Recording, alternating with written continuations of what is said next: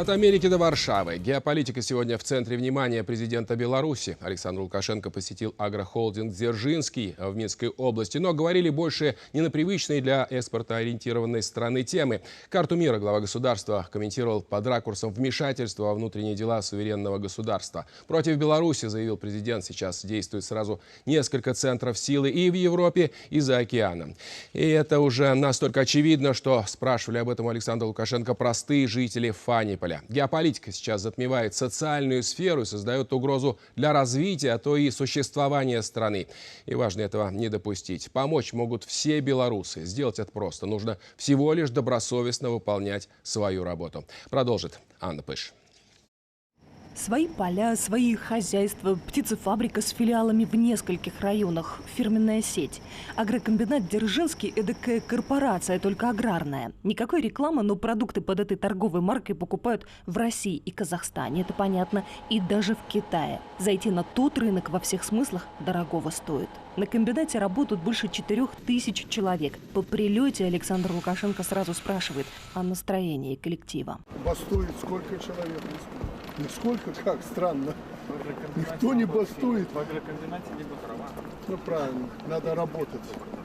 Бастовать это не вырастешь ни кур, ни коров. Бастовать некогда и в полях. Жатва на финише. Президенту каждый день кладут на стол свежие цифры, так что доклад сведется к минимуму. 7 400 000 тонн уже в закромах приступили к уборке гречихи. И вот тут Александр Лукашенко останавливает. Это ведь известная белорусская привычка. Чуть что запасаться именно гречкой. Гречки нам хватит, как мы определяли. Так точно. Чтобы народ понимал, что раз президент сказал обеспечить себя гречкой, Иван Иванович, министр, выполнил поручение с областями, выполнили 100%. На следующей неделе вместе с Мартом встречаемся со всеми крупными сетями, чтобы по оценкам наша гречка будет конкурентоспособна на уровне с российской гречкой. Ее можно покупать, и останется рентабельность и в сельхозпредприятиях, и... Отлично. Посмотрите, просчитайте по вертикали все цены, чтобы ни на одном этапе никто не наживался за счет ценообразования. Так точно.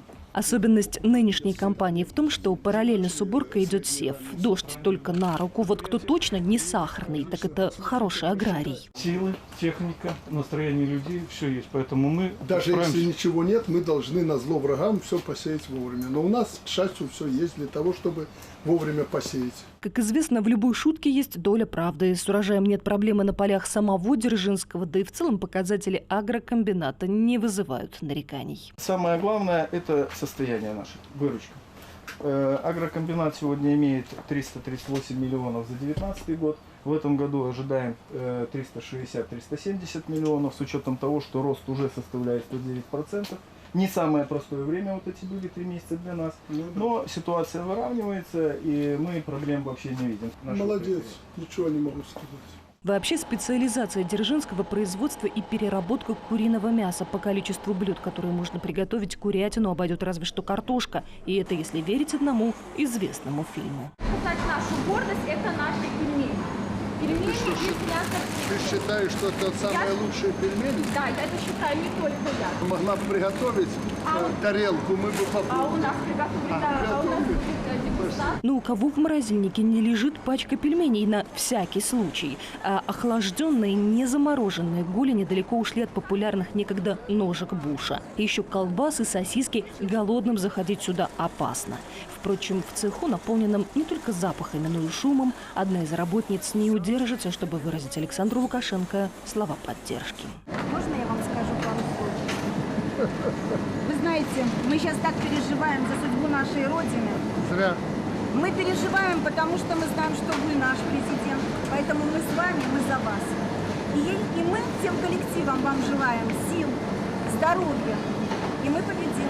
Все будет хорошо. Вы даже в этом не сомневаетесь. А мы не сомневаемся. Это вы напряжены, потому что вы из интернета, в телевизоре иногда.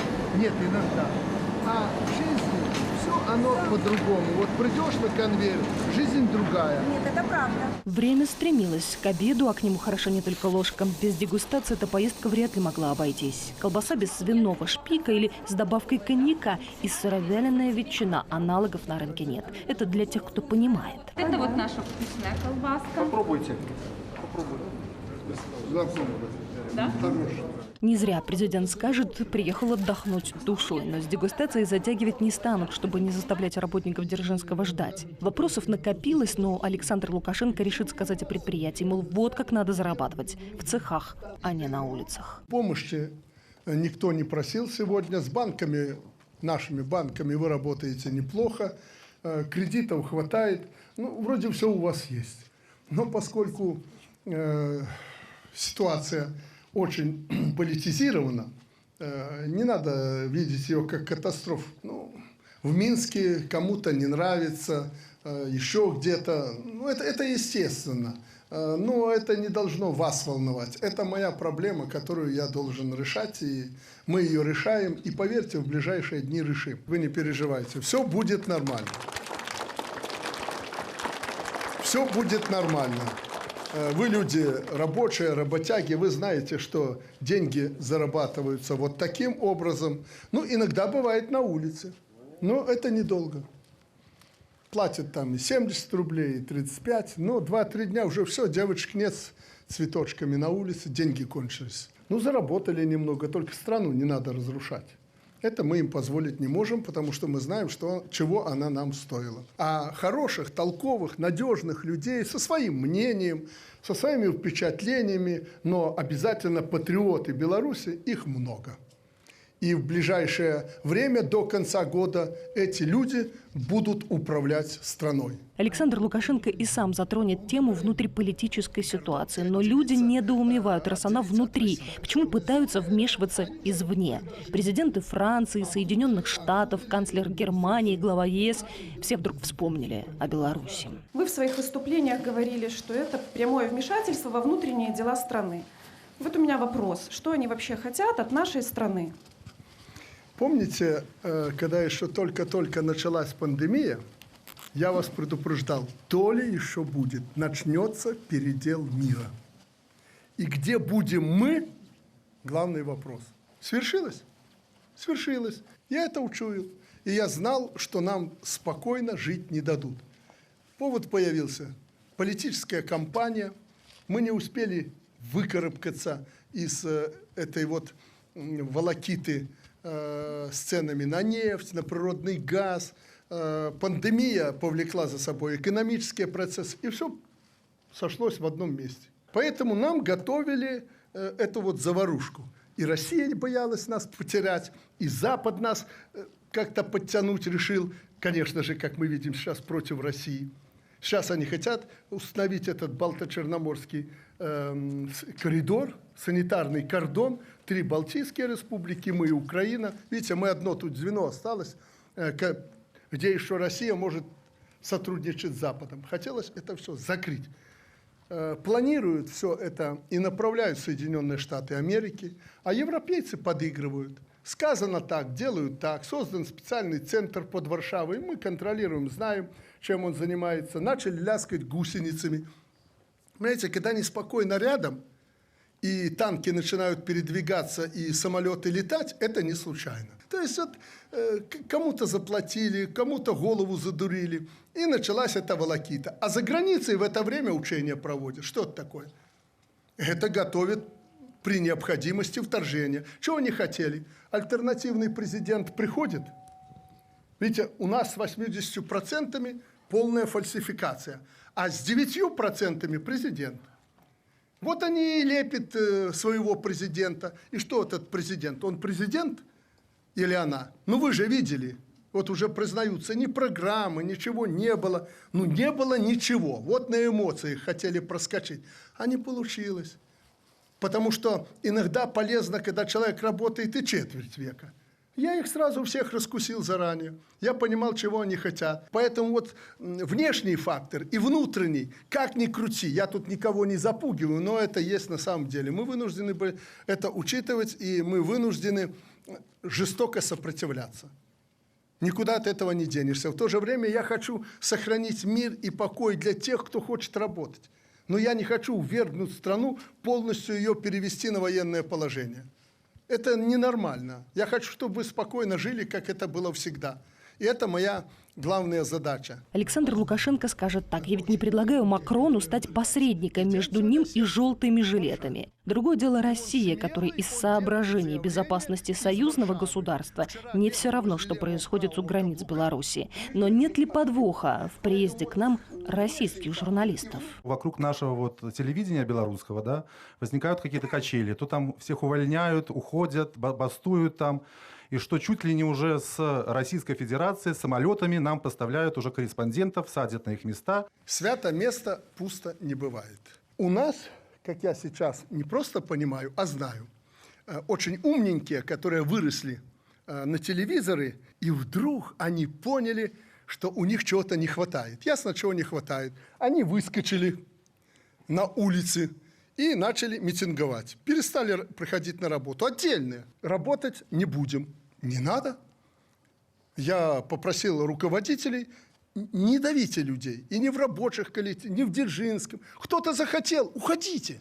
Уходите, никого не надо держать. Люди потом сами разберутся. Ну что толку, что ты его сегодня удержал, уговорил, а он все равно будет ходить и кукиш в кармане носить или нож за пазухой. Какой смысл? Я попросил россиян: дайте нам 2-3 группы журналистов, ну на всякий случай. Эти еще 2-3 группы не приехали. Половину тех, которые постились и бегали вокруг Белтелерадиокомпании, назад. Я говорю: ну ладно, сегодня возьмем назад. То завтра уйдет, не принимаем. Нормально, ситуация стабилизируется. Кто хочет, что-то работает, кто не хочет, что-то не работает. Поэтому не надо про самолеты, что тут нам перекидывают россиян и прочее. Нам столько и не надо. Очевидно, что тема некого внешнего воздействия вызывает у собравшихся беспокойство. Вот, казалось бы, небольшой город, пусть и вблизи Минска, хорошая работа, но нет, и здесь люди опасаются новых органов, непонятно кем и для чего создаваемых. Я вчера слушала заявление генерального прокурора Республики Беларусь, и о незаконно созданном Координационном совете было объявлено, что заведены уголовные дела. Скажите, пожалуйста, на сегодняшний момент, сегодня еще объявили, что создаются еще какие-то координационные советы непонятные. Насколько это все законно, и могли бы вы пояснить, что это вообще такое? Координационный совет, чтобы это красивое название. За границей около 5, по-моему, уже правительств в изгнании. Вы представляете, моего бывшего помощника Цепкала с женой, смотрите, поехал в Россию. Я президенту говорю: ну что, как называть? Они его предупредили. Он в Украину. Украина подумала: ну а что нам иметь проблемы с Белоруссией? И где он сегодня сел? В Варшаве.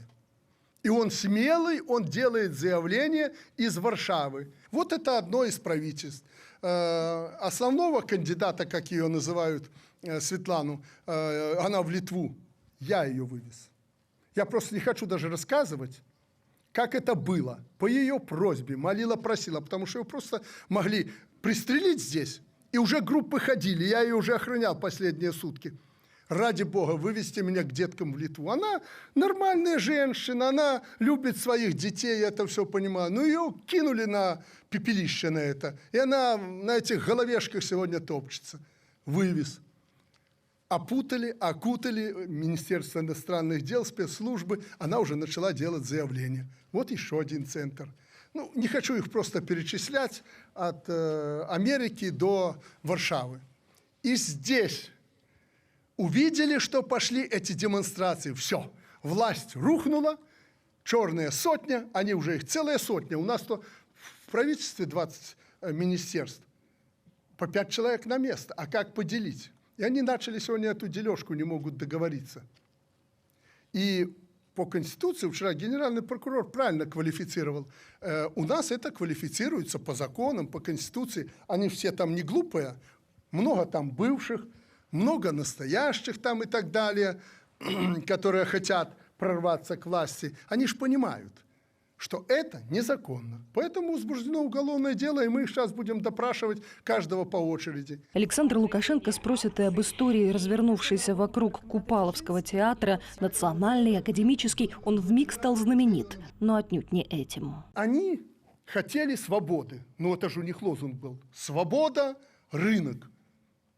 Я им сейчас предоставлю и предоставил уже полную свободу. есть коллектив, как везде в мире. Сейчас заявляйте в Америку, что вы привезете туда спектакль. Вам заплатят $1, поделите. $1000, 1000 поделите. Не примут вас, но это же рынок. Согласны вы? Это рынок. В Россию отвезите. Там, мабуть, на белорусской мове что-нибудь зразумеют. Пожалуйста, мы не будем в это вмешиваться, будем только поддерживать. И рыночные отношения. Сколько заработали, столько и получите. А вот о проблемах местного масштаба прозвучит всего один вопрос о том, как бы построить ФОК. Все-таки Фаниполь – спутник Минска, так что президент обещает подставить плечо. Местные ведь подставили ему свое. Спасибо вам большое за поддержку. Никогда не думал, что она нужна будет. Спасибо. Спасибо. До встречи. И не думайте, что сюда приедет кто-то другой. Казалось, Александр Лукашенко удовлетворил запрос на общение, и на этом можно заканчивать. Но из толпы выбежит девушка, совсем уж не похожая на работницу предприятия. Оказалась 15-летняя Катя, просто очень хотела познакомиться с президентом. Не стесняйся. Так, посмотри, фон нормальный там? А мы вот туда, на людей. На людей. Пожалуйста, садитесь. Вот так. Иногда, чтобы ощутить поддержку, нужна целая площадь. А порой достаточно теплых слов всего одной девочки, у которой пока даже нет права голосовать. Анна Пыш, Александр Зонов и Сергей Янковский. Наши новости. ОНТ. К чему приведет экономику программа штаба оппозиции, а также чем обернутся призывы к использованию экономических рычагов в политической борьбе, сегодня прокомментировали в правительстве. Отказ от продукции государственных предприятий и неуплата налогов – это фактически экономическое самоубийство, заявил первый вице-премьер. Такие шаги неизменно скажутся на каждом белорусе. На встрече с журналистами Николай Снабков это подробно объяснил. Если моделировать ситуацию дальше, то это все приводит к вымыванию золотовалютных резервов, раз. Соответственно, невозможности рассчитываться по долгам текущим, два. В соответствии преддефолтное состояние, технический дефолт, три. А, соответственно, падение стоимости активов государства. И в конце концов приходят люди, как говорят, с запада, с севера, с юга, с востока, и за копейки покупают наши активы, основные предприятия. Что следует дальше? Ничего не минет каждого в стране. Это никоим образом не повлияет только на какие-то провластные структуры или государственные предприятия, или государственные товары, продаваемые в розничной сети. Это повлияет на каждого человека. Примером этому является призыв к определенным действиям, которые без сомнения приведут к девальвации. Что такое девальвация, мы с вами все знаем. То есть беднее станет каждый гражданин. Кроме того, первый вице-премьер опроверг сообщение о том, что в Беларуси собираются заморозить валютные операции или запретить снятие вкладов. Сейчас правительство, наоборот, работает над тем, чтобы убрать все бюрократические, административные и другие барьеры, которые негативно влияют на хозяйственную деятельность и бизнес. За тем, что происходит в нашей стране, следят в России. Партнер по союзному государству обеспокоен не только политическим будущим, которое навязывает координационный штаб оппозиции, но также экономическими последствиями. Эксперты задаются вопросом, кто стоит за требованиями перемен и кто за это в итоге будет платить. Поскольку те же люди руководили теми изменениями, которые были на Украине в 2014 году, то по этой причине, собственно, для Беларуси результат их активности будет абсолютно очевиден, что заводы будут вначале приватизированы, а потом уничтожены. И, соответственно, люди будут жить бедно, сильно более бедно, чем сейчас, и, главное, абсолютно без какой бы то ни было перспективы. Кроме того, насколько я понимаю, в общем, реальных-то забастовок нигде нет. Есть скорее попытки эти забастовки сделать. Но, в общем, у меня, еще раз говорю, такое ощущение, что люди в Беларуси поняли, что к чему. Сам Координационный совет представляет из себя очень своеобразную институцию. Ее условная легитимность базируется на добром слове Брюсселя, на заявлении европейских чиновников. Этот Координационный совет никто не выбирал, и он никого не представляет. Поэтому общаться с ним означает укреплять эту самую условную легитимность. Я думаю, разумным шагом со стороны белорусских властей было бы просто не замечать его. Своим мнением о ситуации в Беларуси в разрезе общемировых процессов в интервью нашим коллегам поделился Алексей Громыко, внук нашего земляка, знаменитого министра иностранных дел СССР. Мы видели в последние месяцы и в эти дни это происходит так же, как и во многих странах на улицу выходят люди, как они вступают в стычки с силами правопорядка. А в некоторых странах в мире просто совершаются и перевороты, в том числе теракты, военные. оружие в руках. Например, как это случилось на днях в Мали. И, конечно же, вот последствия Великой рецессии 2008 года и все, что с собой отрицательного принесла пандемия в последние месяцы, на умонастроениях людей это сказывается. И очень важно, чтобы любая страна, ее политическая система, социально-экономическая модель в этих ситуациях могла проявлять стрессоустойчивость, могла держать удар в любом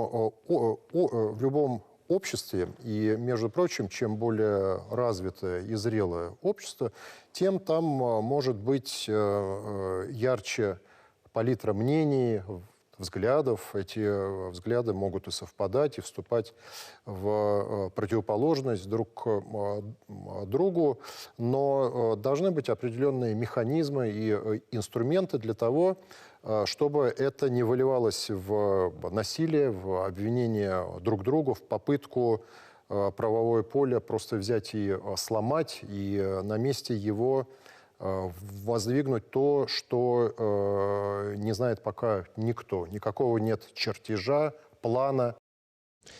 И яркий пример того, как оппоненты белорусских властей пытаются добиться своих целей. Если не действуют аргументы, в ход идут открытые угрозы и агрессия. В цивилизованном обществе это сложно поддается объяснению. К примеру, сообщение угрожающего содержания получили работники предприятия «Гродно-Азот», которые не поддерживают забастовки. Присоединяйся к забастовке и поддержи стачку.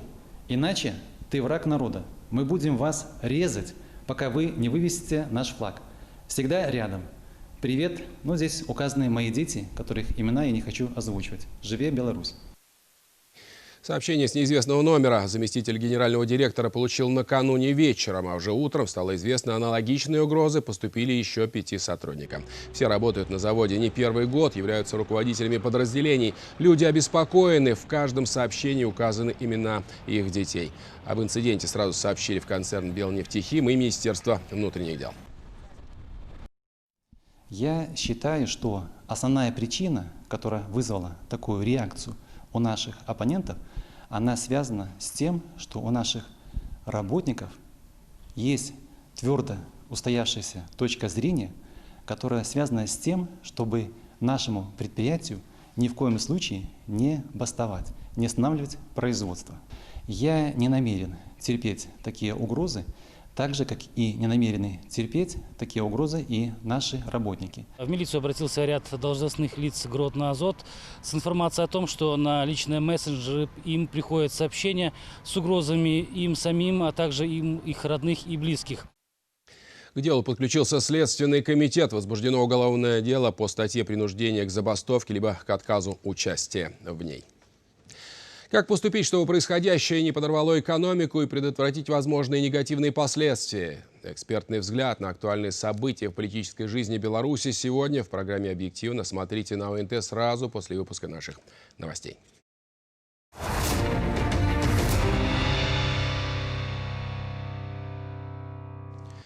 Любые протесты, и Беларусь не исключение, всегда проходят под знаком символов. Бело-красно-белая символика, под которой часть общества сегодня выходит на улицы, имеет долгую историю. Если внимательно разобраться, не избежать очевидных фактов и прямых ассоциаций с событиями, которые должны заставить задуматься любого белоруса. Сила символов и их значение в нашем репортаже. Самая активная фаза, такая, вокруг которой идут споры или этапы, это, конечно, период нацистской оккупации. Действительно, многие национальные символы использовались нацистами в годы Второй мировой войны. У каждого символа своя история. Этот флаг, как написано в исторических сводках, был создан представителем белорусского национального движения Клавдием Душдушевским. Под бело-красно-белым стягом объявили Белорусскую Народную Республику. Да, этот флаг был в 1918 году утвержден в качестве символа БНР. Между прочим, погоня не сразу была утверждена в качестве символа Белорусской Народной Республики. Вот бело-красно-белый флаг появился. Затем он использовался некоторыми мигрантскими организациями, но в Западной Беларуси достаточно быстро вытеснялся красным знаменем, поскольку национально-освободительное движение становилось на все более прокоммунистические, просоветские рельсы. Кроме белых полос флага, говорят историки, есть и другие. Эту символику водружали над своими головами белорусские коллаборационисты в годы Великой Отечественной войны. Сотрудничая с оккупационными властями, рассчитывали на создание государства, которое потом не тронут, но политика на оккупированных территориях была одной – 75% населения уничтожить. Это известно из школьной программы. Вот как с этим быть? Ведь, еще раз подчеркну, в тех странах, где национальная символика использовалась оккупантами, осуждены коллаборационисты. И никто не ставит вопрос о их какой-то реабилитации. Ну, в большинстве, конечно же, из этих стран. Вот в этом проблема. Понимаете, сейчас он и не запрещен, он может использоваться. И каждый сам просто должен выбирать для себя, какой символ для него важнее. Но, безусловно, знать, что стоит за этим символом. Безусловно, знать историю этой символики. Да, у бело-красно-белого флага была чистая история. Но то, что дискредитация этого символа происходила не единожды, исторический факт. И сейчас историки спорят о его месте в истории наших дней. Флаг воспринимается сейчас как символ протеста. Как символ того, что, мол, это знак возвращения в старые добрые времена до 1995 года. Но они старыми добрыми, я вам скажу, не были. Старыми добрыми они отнюдь не были. Но каждый символ живет своей жизнью. Каждый символ живет своей жизнью. И главное, не использовать его для того, чтобы раскалывать общество. Во время трагических событий в Украине, когда страна делилась на ваших и наших, вопрос самоидентификации решался тоже с помощью символов. Символики было от и до. От государственной символики до символики разного рода организаций фашистского и анархического толка. В вопросе символики тоже надо подходить трезво и вдумчиво. У нас должна символика быть, которая объединяет всю нацию. Всю нацию, значит, и на основании которой мы можем объединиться. Если по каких-то моментах символики у кого-то возникают какие-то сомнения, то лучше 10 раз подумать, чем к ней обратиться. Беларусь, как независимое государство, имеет свою символику, связанную и с успехами, и с достижениями, которые нельзя так просто взять и перекрасить. Мэр Минска обратился к минчанам с просьбой не участвовать в несанкционированных акциях. Анатолий Сивак подчеркнул, что сегодня в Мингорисполкоме нет обращения о проведении каких-либо мероприятий в столице. Уважаемые минчане, обращаюсь к вам с учетом событий последнего времени. Очень важно в настоящее время соблюдать законодательство. И в первую очередь мое обращение связано с тем, что массовое участие в незаконных массовых мероприятиях на сегодняшний день недопустимо. Это нарушение законодательства. И эти вопросы, конечно, все фиксируются. И так или иначе будут предъявляться претензии, в первую очередь, к организаторам таких мероприятий. Обратите внимание на этот факт. Убедите своих близких для того, чтобы минимизировать всяческие последствия, которые возможны в рамках различных провокаций. Да и большое скопление людей – это всегда опасность, и надо беречь и здоровье, и своей жизни. Генеральный прокурор напомнил об ответственности за подобные действия. Многие, поддавшись на призывы, забывают участие в несанкционированных массовых мероприятиях незаконно. Уважаемые сограждане, продолжаются призывы к участию в несанкционированных массовых мероприятиях. Вам много говорят о правах человека, в том числе о праве на свободное выражение мнения. При этом мы наблюдаем откровенные манипуляции. Порядок проведения массовых мероприятий установлен международным и национальным законодательством, о чем забывают или сознательно умалчивают их организаторы. Согласно Пакту Организации Объединенных Наций о гражданских и политических правах. Реализация права на мирное собрание налагает особые обязанности и особую ответственность. Оно может быть сопряжено с ограничениями, установленными законом, и необходимыми для охраны общественного порядка и безопасности, а также здоровья населения. Предупреждаю, что участие в подобных мероприятиях незаконно, а виновные лица могут быть привлечены к административной или уголовной ответственности.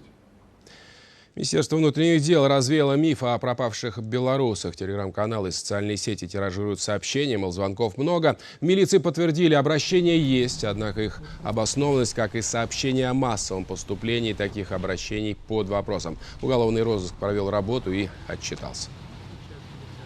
Помимо лиц, которые были задержаны за совершение административных правонарушений либо уголовно наказуемых преступлений, также есть и другие категории граждан, которые пропадают довольно часто. Это и граждане, которые злоупотребляют спиртными напитками, регулярно уходят с места жительства и не поддерживают связь со своими родственниками. Это лица, уехавшие за пределы Республики Беларусь на заработки, никого не предупредив, а также ряд иных категорий граждан. Милиция напоминает, горячая телефонная линия 102 работает круглосуточно. Все обращения граждан о пропаже родных и знакомых будут рассмотрены незамедлительно. Кому сигналит автомобильный поток? Сегодня вечером в столице обещали 10-бальные пробки. В интернете призывали мегаполис остановить, а минчан оглушить сигналами клаксонов. Примерно 18 часов в разных частях города стали раздаваться сигналы автомобилей. Правда, желаемого эффекта организаторы не достигли. Заторы наблюдались лишь в отдельных районах, и то по меркам пятницы отнюдь не критичные. Куда больше неудобств жителям столицы доставляет громкое и навязчивое гудение. В милицию поступают многочисленные обращения от белорусов по поводу необоснованной подачи звуковых сигналов некоторыми автомобилистами. Добрый вечер. Добрый. Вы знаете, что Вера Харужей, улица, здесь сигналы. У меня отец инвалид второй группы, спать невозможно. Так что здесь творится с этими сигналами и прочее, а? Милиция, чем помочь? Девушка, пожалуйста, если есть у вас хоть одна машина, пришлите на Ульяновскую. Но это невозможно отдыхать. Они едут, все бибикают здесь. Здравствуйте. На станции метро Грушевская, поворот на Лермонтова, туда на Зеленомерную, стоят два провокатора, кричат, провоцируют машины, сигналить. У меня маленький ребенок спит. Можно что-то применять, меры какие-то? Здравствуйте. Дзержинского, пожалуйста, подъедьте, меня тут снимают. Я пытаюсь запретить людям провоцировать конфликт, потому что чтобы машины не сигналили. То, что мой ребенок маленький спит. Люди на меня накидываются, снимают меня на камеру. Я прошу защиты у правоохранительных органов. Здравствуйте, девушка. Скажите, пожалуйста, а вот я живу на Притыцкого. Вот эти машины, которые сигналят, мне уже сердце болит, мне уже просто нету сил. Я не знаю, куда обратиться. Ну, это же люди за рулем. Им же надо, какие-то меры принять. Ну, зачем они это делают? Милиция, я хочу помочь. Девушка, скажите, пожалуйста, мы на Пушкинской живем, да? Угу. Может, подскажете, есть какая-то информация, когда это что-то закончится? Невозможно ни отдыхать, ни окно не открыть. Подача сигнала без причины в городе запрещена. Напоминают, в ГАИ тем более запрещено преднамеренно перекрывать транспортные артерии. По закону за такие действия предусмотрена ответственность. В преддверии выходных улицы белорусских городов утопают в государственной символике. С флагами и плакатами в руках выходят жители областных центров, городов и поселков. Люди хотят мира, уверенности в завтрашнем дне и счастливой жизни в своей стране, которую создавали 26 лет. За батьку! За Беларусь! За батьку! За Беларусь! За Беларусь! Город Брест! Город Брест! Потому что я за Беларусь! Брестская крепость – место, где редко бывает шумно, но столько людей, как сегодня, здесь собирается разве что юбилейные даты. Место памяти и безграничного уважения к подвигу наших предков. Мемориал и сегодня – символ крепости духа и сохранения мира, несмотря на то, что именно здесь для Беларуси началась война. Сохранить мир и взаимопонимание в родной стране – главная цель для всех. Я ждала этого митинга с 9 числа. Я хотела прийти раньше, но наконец-то я пришла сюда. И вот моя подруга тоже бухгалтер. Мы бухгалтера, мы за мир, за справедливость. Нет войны, счастливые дети. Мы всей семьей пришли, никто нас сюда не выгонял. Какие-то третьи силы непонятные что-то хотят от нашей страны, но я уверен, что мы свою страну никому не отдадим. К акции каждый день присоединяются все больше районных центров. Щучин, хоть и небольшой, зато развитый промышленный город. На митинг жители пришли семьями. Взрослые привели пожилых родителей, детей и внуков. У всех желающих была возможность поговорить с главой района. Праздничная атмосфера, которая объединяет. Я имею прекрасную работу, высокооплачиваемую. У меня ребенок поступил в университет в Минск на бесплатное отделение, поэтому можно только радоваться и жить спокойно, в спокойствии, в мире и процветании. Мы только за Беларусь, за нашего президента, за нашего батьку. Ура! Волна государственной солидарности вышла за пределы страны. Поддержать нынешний курс Беларуси. К посольству в Москве пришли сегодня и россияне. Здесь ценят отношения, которые сложились в союзном государстве, а то, что происходит у нас и в России, воспринимают как личные события. В поддержку Беларуси участники акции специально заказали говорящие футболки в цветах государственного флага Беларуси. Вмешиваются и международные интересы, международные реакции, скажем так. Им теперь вот Беларуси вот единственное, понимаете, преткновение, потому что Прибалтика, их Украина, их Грузия, их, а вот тут Беларусь, понимаете, никак вот не дает под Смоленским НАТО поставить. Мы рады, что в Минске, в Гомеле, в Витебске, в Бресте обстановка успокоилась. Родители начали заниматься своими детьми, готовить их в школу студентов. Потому что действительно мы знаем, кто какие службы через телеграммы выливали грязь, глупости, фейки. Но нужно было время, народ разобрался. Но, пожалуй, самые масштабные акции поддержки проходят в белорусской столице. Митинг за стабильную и сильную Беларусь прошел на площади Победы. Участники в том числе возложили цветы к знаковому монументу. Представительницы Союза женщин днем решили поддержать сотрудников метрополитена и посетили музей предприятия. А после работы на улице стали выходить минчане. Собираться многие решают сами. Сейчас несложно найти подобные акции. Концерты и выступления людей, которые рассказывают трогательные истории со сцены, говорят о единении, объединяют и автомобилисты. За нашу Беларусь, за нашу родную, с нашим родным белорусским флагом проехать, это здорово, по нашей красивой стране, по нашему городу Минску. Вот, потому что у нас очень чистые улицы, очень красивая страна, и все это ценят. Другие страны также приезжают к нам отдыхать.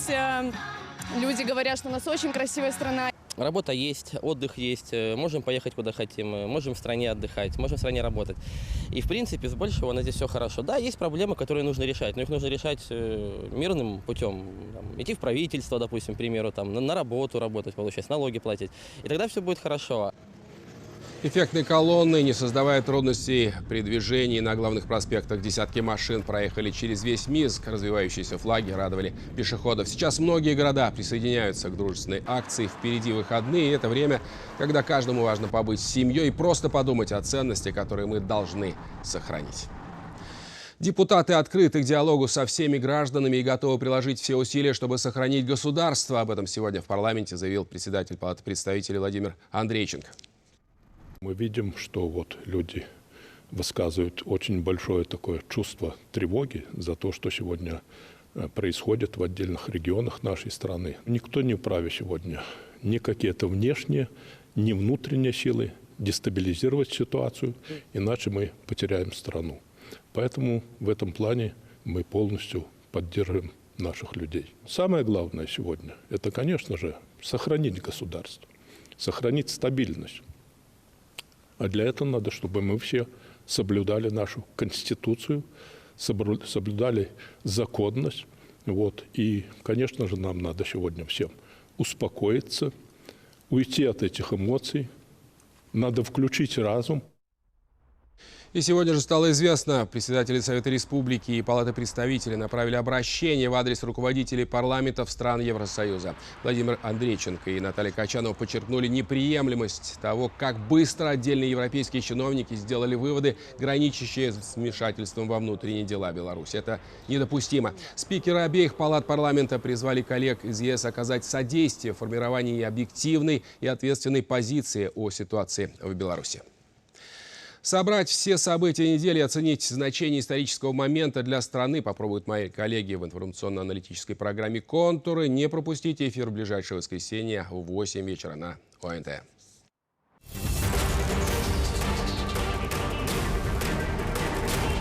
За Беларусь. Свою, родную, любимую. Белорусы – люди померкованные. И у нас должно быть всегда спокойно и хорошо. Акции солидарности прокатились по всей стране.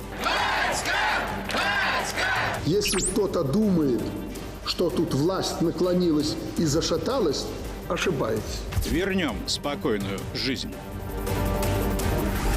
Хлопками сыт не будешь.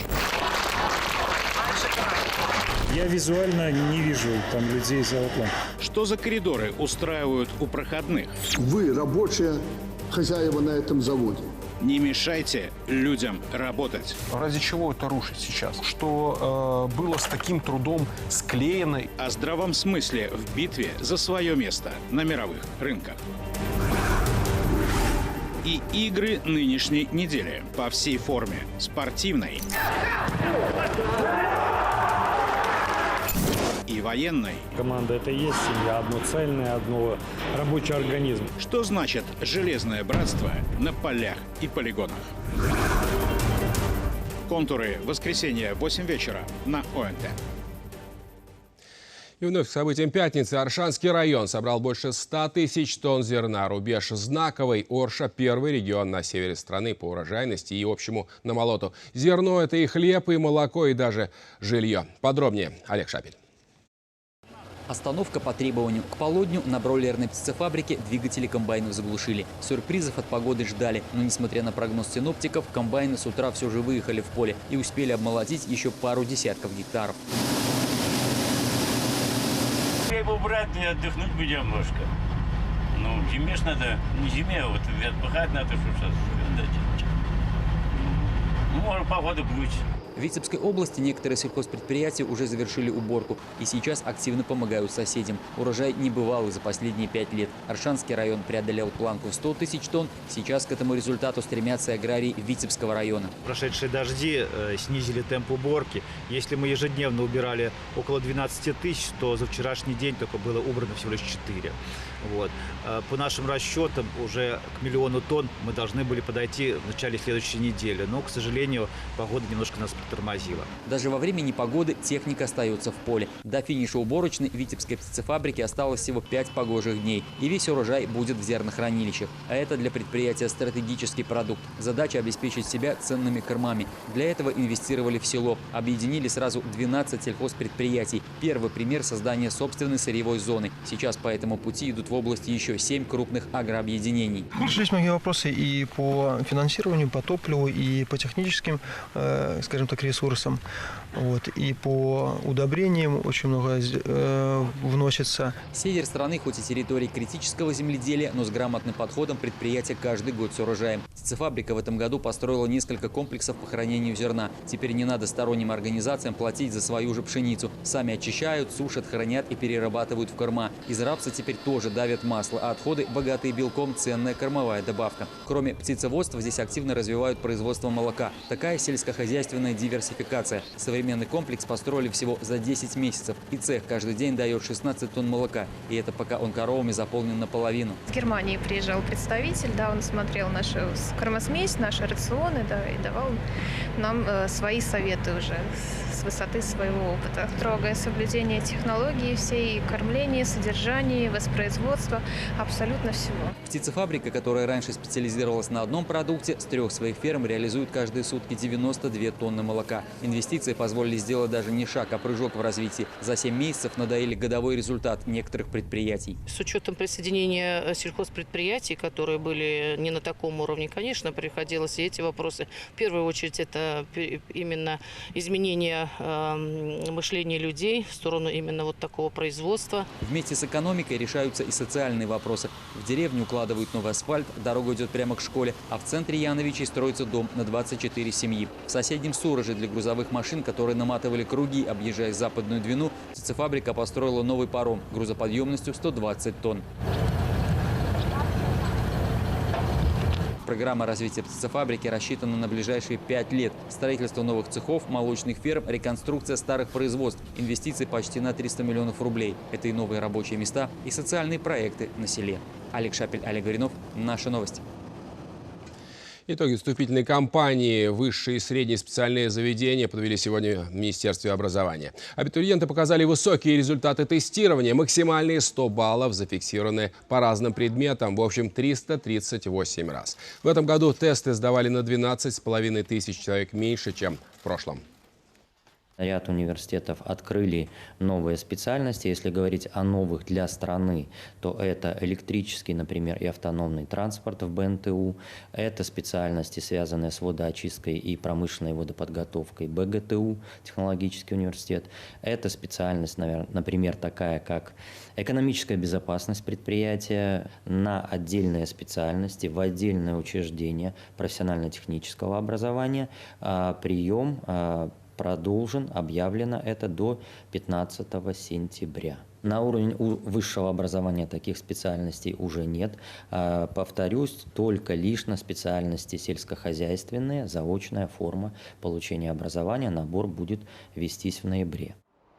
Популярными традиционно остаются специальности IT-профиля, медицинские, отдельные технические, лингвистические и специальности в области правоведения и международных отношений. Проходной балл на бюджетную форму здесь превышает 350 баллов, а иногда 380 и больше. Самый высокий проходной балл для тех, кто намерен изучать международное право. Учиться, как известно, никогда не поздно, а в школе для этого самое время. И новый учебный год, несмотря на жаркие политические баталии, никто не отменял. Вместе с детьми, а может даже и больше них, в школу собираются родители. Катерина Куталевич дополнит тему.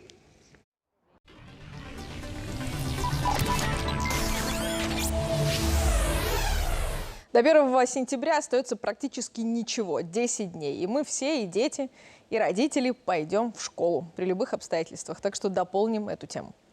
Самый главный вопрос, которым задавались все родители в конце предыдущего учебного года, как, собственно, учиться. Весенние каникулы были продлены на 3 недели.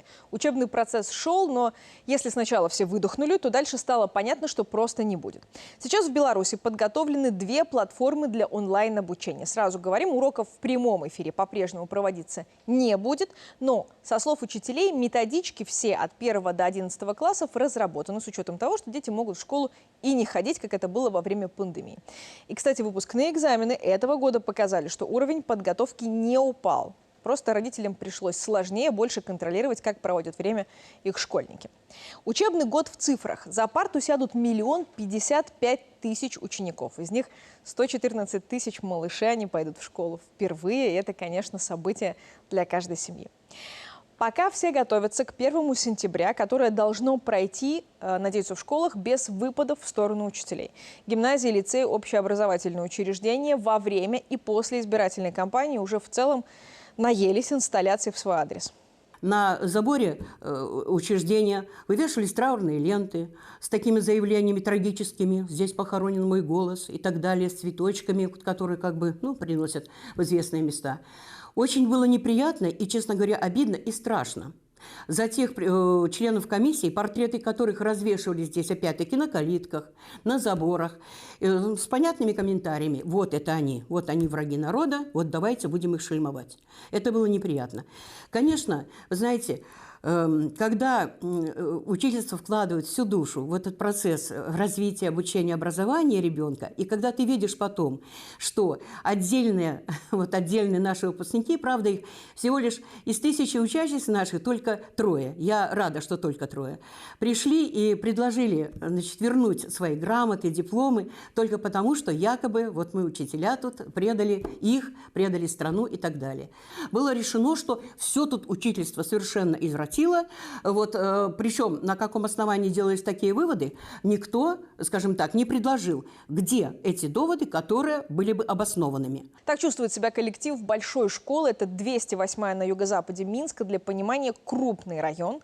И в первые классы очередь. Родители знают, что здесь хорошие педагоги. Мы не показываем вам новые венки. Вы наверняка уже видели в нашем эфире, просто потому что школа хочет об этом забыть. Сразу вопрос. Вы бы хотели, чтобы учительница именно вашего ребенка была расстроена? Мы все от них хотим чуткости, понимания, особенно от тех, кто работает с младшими классами. И чтобы контролировать и отвечать за 30 детей, представьте себе на секунду, нужны серьезные нервы и огромная выдержка. И при этом мы хотим, чтобы они не реагировали на вот эти траурные ленты. Это просто свинство. Вы знаете, что сейчас в детском саду родители подписывают бумагу, где красивым формальным языком изложено, что нельзя хамить нянечкам и воспитателям. Без подписи, получается, можно, и это фантастика, потому что они перестраховываются, судя по всему, что кто-то это уже делал. Надо быть последним трусом, чтобы на заборе по-тихому привязать траурную ленту. Вы вот где-нибудь за столом, в присутствии просто взрослых людей, попробуйте сказать: я вот пошел в школу, привязал траурную ленту, потому что я им не верю. И посмотрите, как на это будут люди реагировать. Возвращаясь в школу, есть очень неожиданные вещи. Предварительный график каникул осенью и весной. Они стали короче, приблизительно по 8 дней. Хорошо получится отдохнуть только зимой больше 2 недель, но это еще будут уточнять. И знаете, каким будет тема первого урока в этом году? Я вырос здесь, и край мне это дорого. Малышей просто учат любить страну. А в наших силах так, чтобы и педагоги почувствовали себя в этот день хорошо, и мы все с нормальным настроением оказались в школе. Меня зовут Катерина Круталевич. Мы дополнили тему.